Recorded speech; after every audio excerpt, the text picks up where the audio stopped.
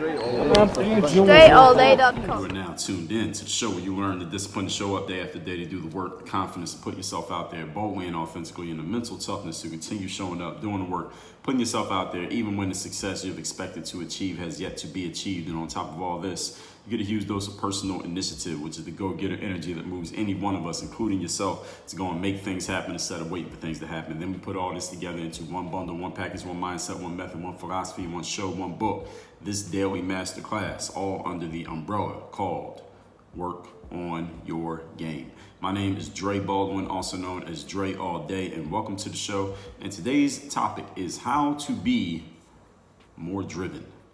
How can you make yourself a more driven, if you want to use the word motivated, more inspired, whatever way you want to language it, how to be that more driven individual that you want to be. It's not even about how anybody else is, and maybe you saw them as an example, but you want to be that person who has that, you just have that fire in your belly. You have that match lit under your ass on a day-to-day basis. How can you actually do this? The reason that this topic is up is because I get a lot of people asking me about this, whether they're athletes who want to be more driven to work on their games and get better, whether it's people who you have other people around you and you want them to be more driven. And one of the best ways to get other people more driven is for you to set the example and be more driven yourself.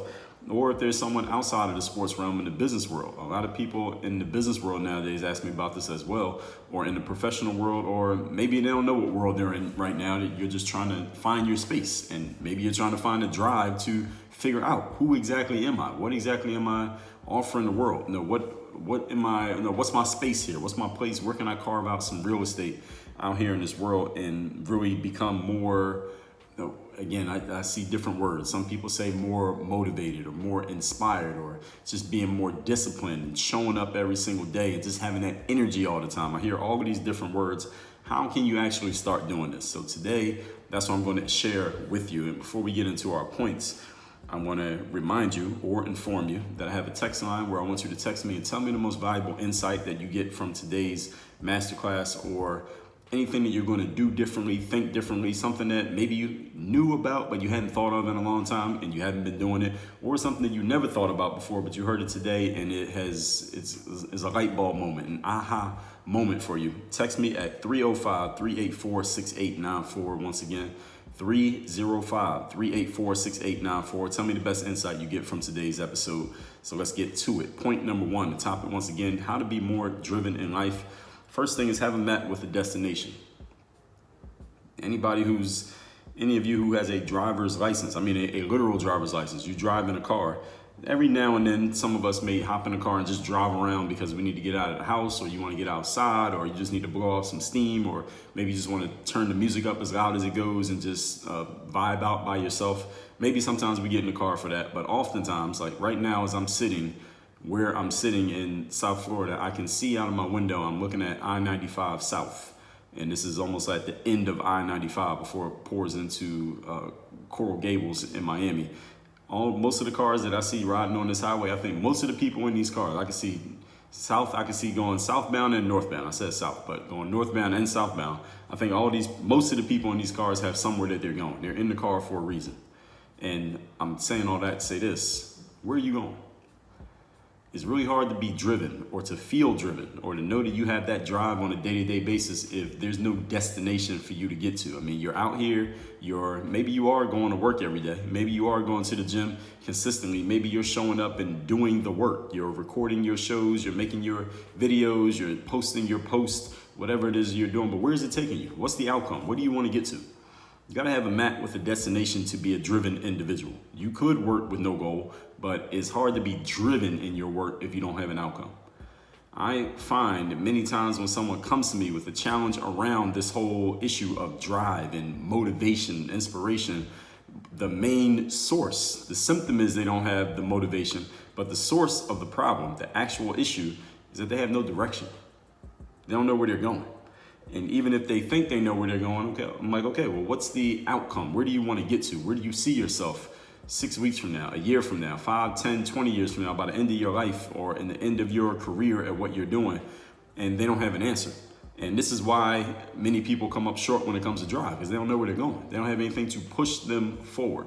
It's really hard to be motivated in life when you don't know where the work is actually going to take you. It's hard to work on your game if you don't know when you're going to get a chance to play in a game, when you're going to get a chance to show your game, or if you don't know when the game is over. Maybe you play the game because there's something else you want to get outside of the game. So you play the game in order to get to that thing, which is fine, but you don't even know that you don't know how long it's going to take to get there. You don't know when you're going to get a chance to actually show it. You don't know what the outcome is going to be. It's hard to be driven in those situations. So having a map with a destination here is I think, pivotal point. If I only have one point in this whole episode, it'd be this one right here. Where are you going? What directions do you need to go to get there? And how would you know when you reach the destination? How would you know when you have actually achieved your goal? At which point you can create a new goal, or you can say, okay, I'm done here. I can wash my hands of this situation and maybe go find something else that I want to do in life. But how would you know? Do you know? Do you have a measure? I'm recording this episode. You may not be listening to this on the same day, but I'm recording this episode on a Friday. And 2 days from now, on Sunday, I'm going to be running in a 10K race down here in South Florida over on Key Biscayne. It's about 20 minutes away from me. And a 10K is not really that much running. It's about 6.25 miles. When I run on a regular basis, just by myself, early in the morning, nobody around, no cameras or anything, I run 6 to 7 miles all the time. So I'm used to running this pace, and I'm probably gonna have to run a little bit faster to beat some of these real everyday runners that are coming out here for this race. We'll see how I do. But the reason that I'm running this race, the reason I'm sharing it with you, is because right now I'm in peak shape. I got my conditioning where I want it to be, to where I can run at the kind of pace that I want to run at on a consistent basis, and the speed is there, the speed bursts are there. I can run faster at the end of the race, and I'm seeing my pacing and my timing is looking good. So I need somewhere to put this energy. I need somewhere to take this energy because I feel like I'm in the right space. It's at the end of 2020, going December of last year, then going into January of this year, I took some time off from running because I needed to do some, I just need to do some, not even rehabilitation is not the right word, but some kind of tracking work for my knees and my legs, because I've done so much running and jumping over the years, all the years of basketball, and then going into running, doing a couple marathons, things like that, just to get my legs in the right shape so that I'm not getting myself injured. And then when I got myself back in shape, which was by about mid-March of this year, I was like, all right, let me get into a race so I have something to aim for. I needed something to go for. The whole point of me sharing is I needed somewhere to go with it. Now, when I'm in a position I'm not in great shape, so when I started running again at the beginning of February after taking a month off, I said, all right, now I got to get myself back in shape. And my first run, I saw the pace. I said, I know I can go faster than that. And I slowly had to build myself up. It took me about 4 to 6 weeks to get to the pace that I want to be at. And I was in good shape the day that I started. But when I got to the pace that I wanted to be at, it took me about 4 to 6 weeks. And I'm like, all right, I can't just keep running, as fast as I can all the time. And I have nowhere to go with this. I need a target. I need something to aim at. I need something where I can say, okay, I did this. Now, maybe I can stop. Maybe I can do something else. Maybe I'll find a new challenge. Maybe I'll do it again. But I needed a target. The whole point here is I needed a map with a destination. So the map was, all right, there's a 10K race in April. That's when I'm recording this. All right, I'm going to sign up for this 10K race, and I'm going to go run this race. Now, do I think I'm going to actually come in first place in this whole race? I'm not aiming to come in first place, because there's some people going to be in this race who are like serious runners. These are the kind of people who get up and run 6 miles every single day. I don't do that. I run about 3 times a week. And these people and I'm not some emaciated guy. Like people who run every single day like that, they're all skinny, they don't really have any muscles. So they can run a lot faster because they don't have as much to carry. I got muscles, I lift weights and things like that. So I probably don't look like the normal runner, but I'm gonna go out there and compete. We're gonna see what happens. But anyway, the whole point is this. What's your target? Where are you going? Why are you going there? How long do you expect it to take for you to get there? And what are the steps for you to get there? What step are you on right now? And what's the next step after that? These seem like very simple questions, but what I have found from the messages that I get from people, from the challenges that I hear people having and sharing with me, is that a lot of people have never even asked these questions, let alone have they answered them. So this is the first step for any of you who wants to be more driven. Let's move to point number 2. Today's topic, once again, is how to be more driven in your life. Number 2, find your focus by editing your day down to the essentials. The first person I heard use this phrase, editing your day, was my brother, Wes Pfeiffer, who came on my show. He's actually been on the show 3 times. I think it was the first time he was on the show, and I don't even have guests on the show. And he was talking about this concept of editing your day. And what does that mean? Everybody knows what it means to edit, right? It means to cut out the unnecessary stuff just so you have the best essential things. And this is what I'm suggesting that you do with your life, your day-to-day life. First of all, before you get the editing part down, you got to know what the essentials are. Any of you who's ever edited a video, or when Nico edits the audio for this show right here, when I write a book and we're going through the editing process, first of all, we got to know what the essentials are before we start editing. Because you can't edit things down until you know what you want to keep. Now, when you know what the parts are that you want to keep, then you know what parts to get rid of. So for you, what are the essentials? You can't answer this question until you answer the question from point number one.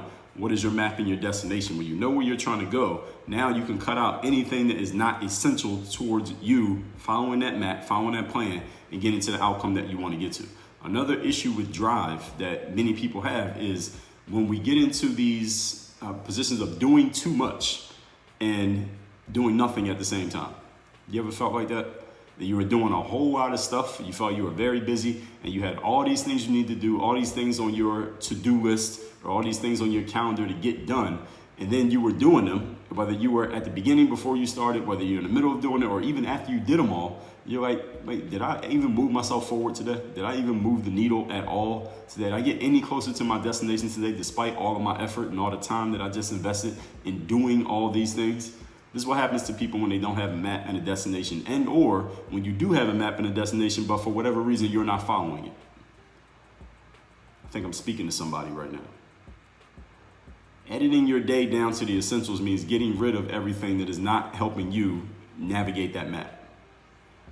You don't want to be doing so much, but at the same time doing absolutely nothing. So what are the essential things that need to be done for you to follow your map? And here's the question. Well, second question, that's the first question. The second question is, are you prioritizing those things? There was a time around 2015.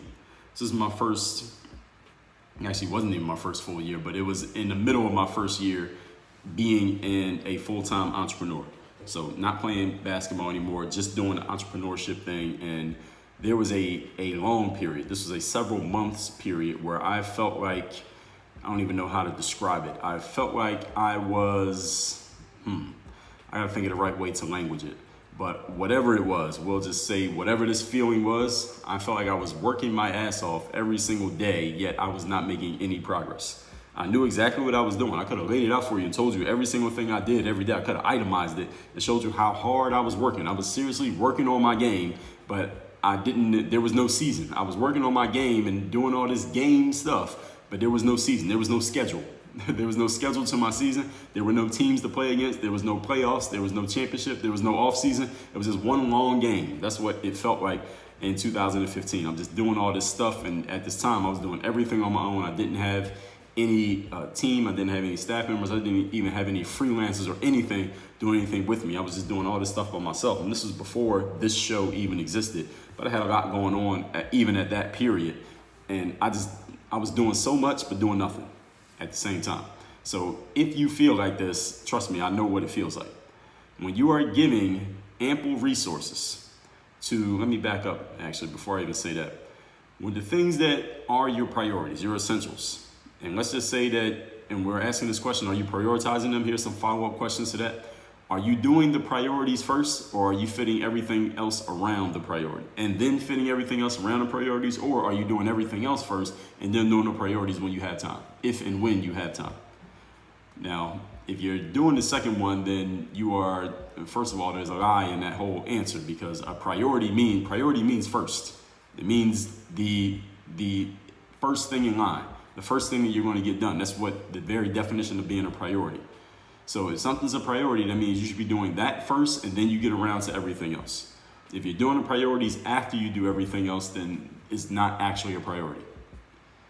Any of you who's read any books on personal finance or personal investing or anything about money, you hear people say all the time, pay yourself first.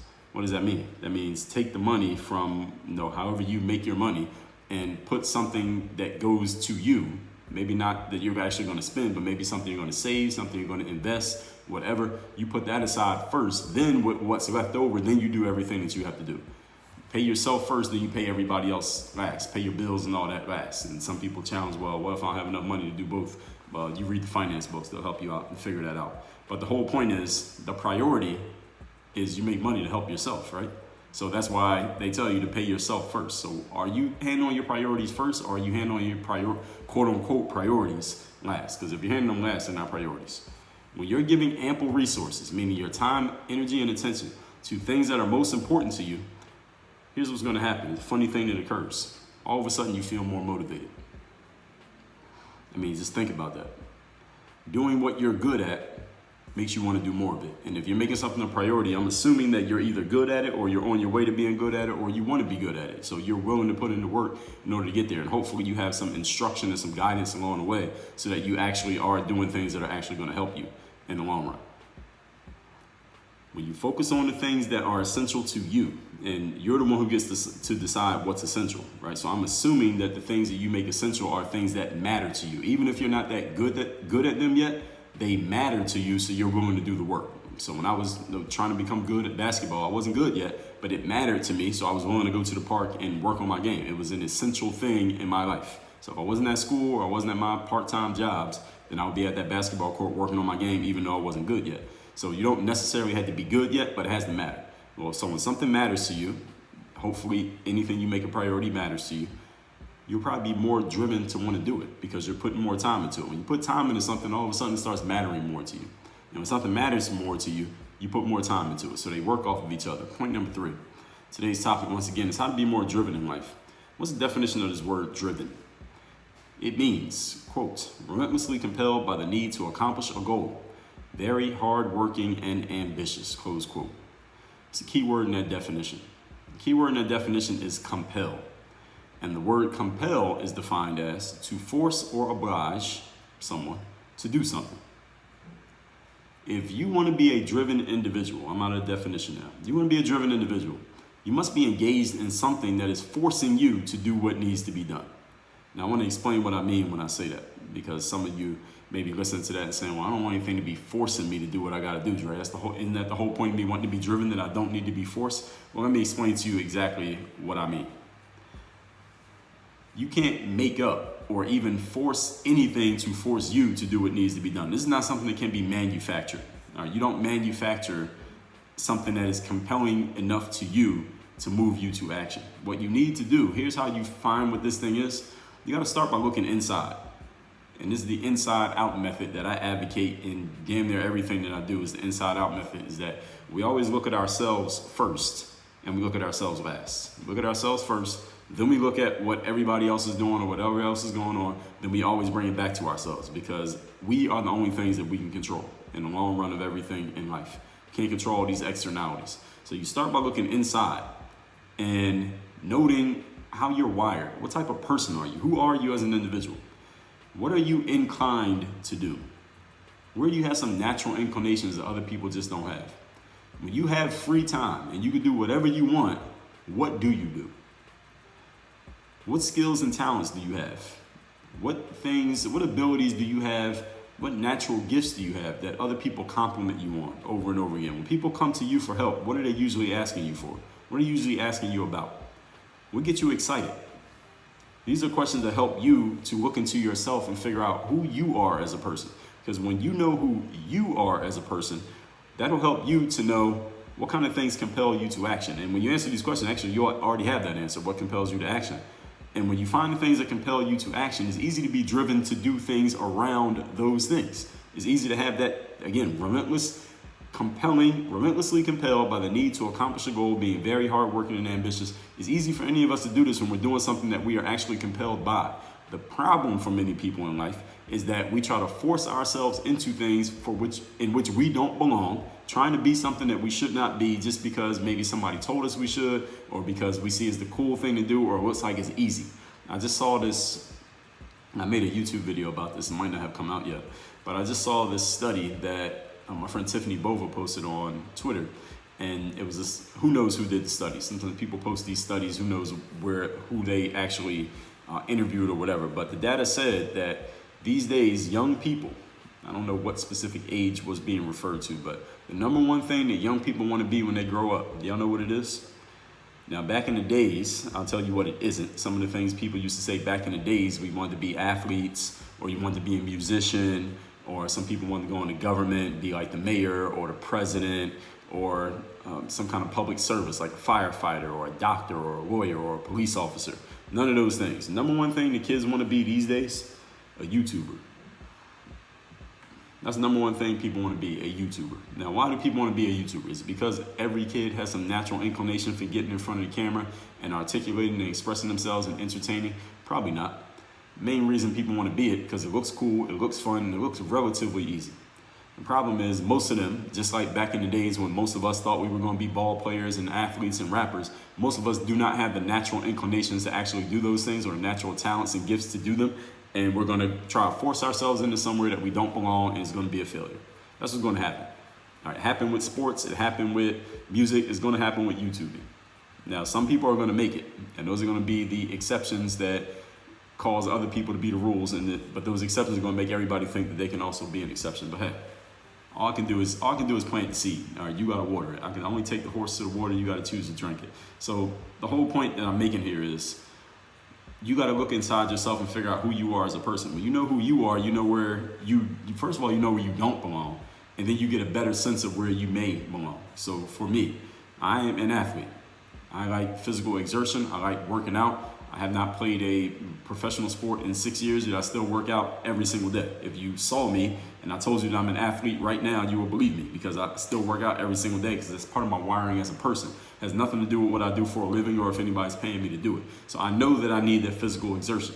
I also am the type of person, outside of athletic and physical exertion, I'm a person who has counterintuitive ideas. I have counterintuitive points of view, at least compared to what I see and hear from most people, the consensus ideas. So because of that, I need a microphone, a stage, and a keyboard so I can share what I know. I'm able to articulate it in such a way that people can understand it, even if they don't agree with it. So I figure out my work from those angles. Knowing those things about me, I'm looking for the ways that I can do it. So knowing that I was always athletic from a kid, okay, sports has always been an industry. It's always been out. Now, this internet thing, like what you're listening to right now or what you're watching right now, social media and podcasting and having a personal brand and all of these things did not exist when I was growing up as a kid in the 1990s. This was not a thing. Nobody knew this was coming. So my eyes were open and looking for a way to express myself as I was, not in any way that I could have explained it to you back 20 or 30 years ago or whatever.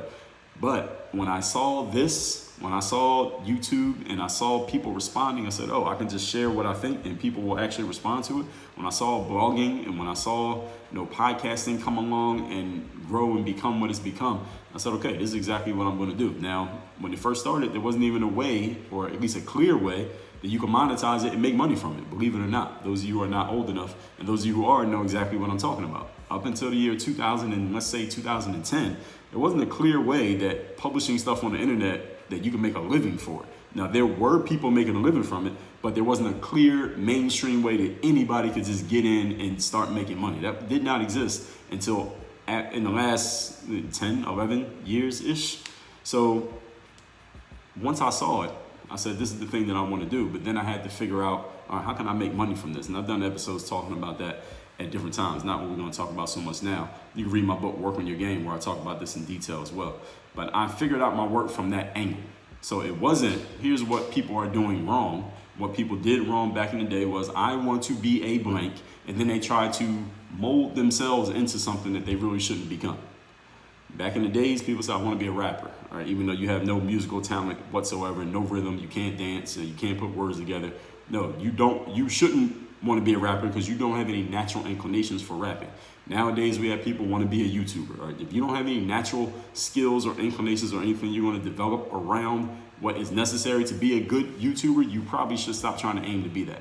So this is the outside in method. When you look at what you want to be and then you try to make yourself into that type of person. That is the wrong way to go about things, folks. The right way to go about things is to look at who you are and then say, all right, where's the space for this? Where is the place that this can work? Now, some of you may get lucky. You may be lucky how I was in that I was an athlete and I knew athletics existed. There was a way to make money being an athlete. Now, At the same time, I was not that lucky in that it's not like I had the #1 Powerball lottery ticket to making it as an athlete. I had to figure it out. I had to hustle my way in, and I was able to make it work. And there were a lot of people who had the same idea as me who weren't able to do it, going with the outside in method. Either they had the abilities, but they couldn't quite figure out the game, the hustle side of the game, or they didn't have the abilities and they were just telling themselves that they wanted to be something that they shouldn't be. But the outside in method rarely works. The inside out method always works. Now, that thing that you're going to end up doing based on what your wiring is as a person, maybe it doesn't even exist just yet. Maybe you'll be the one who creates it. Maybe it does exist, but just in a different form from what you're actually looking for. This is what gives life its flavor, everybody. This is not something to despair. It's not something to feel bad or sad about. This is what gives life its flavor, is that we got to kind of figure it out. You got to solve the puzzle. And when you solve the puzzle, that makes you that much more of a superhero, and then you can lay the path for everybody else moving forward. So let's recap today's class, which is how to be a more driven individual. Number 1, have a map with a destination. Many times when someone comes to me with a challenge around this concept of drive, they feel like they're not driven or motivated enough because they have no direction. They don't even know where they're going. So many times in life, even when you're getting better at things and you're working on your game and doing your stuff, whatever that stuff happens to be, you got to know where it's taking you. What's the end game? When do you get some kind of payoff for this to where you can say, okay, this is achieved. Now I can move on to the next thing. You have to know what the steps are and what the next step is after that. What step you're on now and what the next step is after that. Number 2, find your focus by editing your day down to the essentials. Another issue around drive is when people are doing a whole lot but doing nothing at the same time. So what are the essential things that need to be done? Are you prioritizing them? Are you doing them first and fitting everything else around them, or are you doing the opposite? If you're doing the opposite, then it's not actually a priority. When you are focusing on things that you care about, all of a sudden you feel more driven. Why? Because you're spending time on things you care about. It's a funny way that works in life. Point number 3, definition of driven means being relentlessly compelled by the need to accomplish a goal, i.e. very hardworking and ambitious. Keyword in the definition is compel. Definition of compel is to force or oblige someone to do something. You want to be doing something in life. To be a driven person, do something that is forcing you to do it because that's who you are and is what you want to do. So when I talk about this concept of compelling, and I didn't quite complete this thought when I was in the points, is that being that I'm an athlete at heart, and it's just part of my core of being an athlete, I am compelled to work out. I'm compelled to go to the gym. I'm compelled to lift weights. I'm compelled to go run and do cardio. I'm compelled to be in great shape. Therefore, it makes sense for me to be an athlete because guess what athletes have to do? All of those things anyway. It's part of the job. So that part of the job is fun for me because it's what I like to do anyway. That is compelling me to do it. I might as well make a living doing it. That's what I mean when I say compelling. So any of you who likes to entertain people and make them laugh, maybe you might want to try your hand at comedy or being a YouTuber or something like that because that's part of the job. It's part of the job to learn how to do that as well as you possibly can. You're compelled to do it anyway as part of your personal wiring. So it makes sense that maybe you might want to go in that direction with your life because you already have some natural inclinations towards the requirements for that job. Does that make sense? And that'll make you a lot more driven individual. Not saying you want to be something like a YouTuber and then trying to force your way into being that even though you have none of the wiring and none of the tools for actually becoming it. All that said, send me a text and tell me the most valuable insight you got from today's episode. My number is 305-384-6894. Once again, 305-384-6894. Work on your game. Dre all day.